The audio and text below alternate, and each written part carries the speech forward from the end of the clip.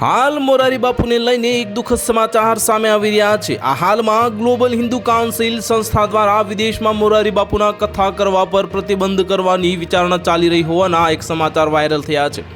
આ પેપર કટિંગમાં જણાવ્યું છે કે હિન્દુ સંગઠનનો એક વિવાદિત ગતિવિધિઓને જોઈને મોરારી બાપુ પર પ્રતિબંધ લગાવવા માટે વિચારણા કરી રહ્યો છે। હવે મોરારી બાપુ પોતાની છબી સુધારવા માટે સનાતનના એક સંપ્રદાયને નિશાન બનાવી રહ્યો છે અને રોજ ઝેર ઓકતા રહે છે।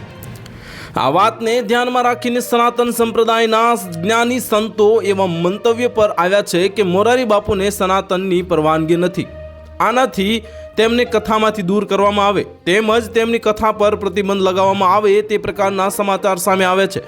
આ વાયરલ સમાચારમાં લખ્યું છે કે સર્વનામય જે સનાતન આર્યાવર્ત સંત સમિતિના આદેશ કે મોરારી કે જે રામકથામાં અલી મૌલની ધૂન ગાય છે અને રામાયણમાં ઉર્દુ ગઝલ ગાય છે।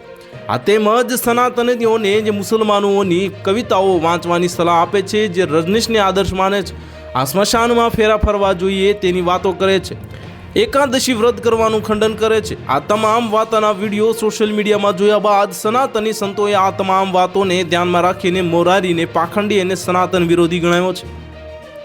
સાથે સાથે જણાવવામાં આવ્યું છે કે મોરારી સમાજમાં સમય સમયે વિખવાદ ઊભા કરવા માટે સતત પ્રયત્નશીલ હોય છે અને વાયરલ ફોટોમાં લખાયેલ કે સનાતન ધર્મમાં અલગ અલગ માન્યતાવાળા અનેક સંપ્રદાયો શાંતિપૂર્ણ રીતે સમાજને આધ્યાત્મિક તરફ દોરી રહ્યા છે, ત્યારે મોરારી કે જે અલ્લાહનો ઉપાસક છે અને સનાતન ધર્મના જે કોઈને કોઈ સંપ્રદાયને કોઈને કોઈ વાતે અને નિંદા કરીને સનાતન ધર્મના અંગોને ખંડિત કરી રહ્યો છે। તો હાલ માટે આટલું જ, મળીશું નવી અપડેટ સાથે। જો તમને અમારા વિડીયો પસંદ આવતા હોય તો વિડીયોને લાઇક કરી દેજો, ચેનલને સબસ્ક્રાઇબ કરી બાજુમાં આવેલા બેલ આઇકનને દબાવી દો, જેથી તમને આવા સમાચારની અપડેટ મળતી રહે।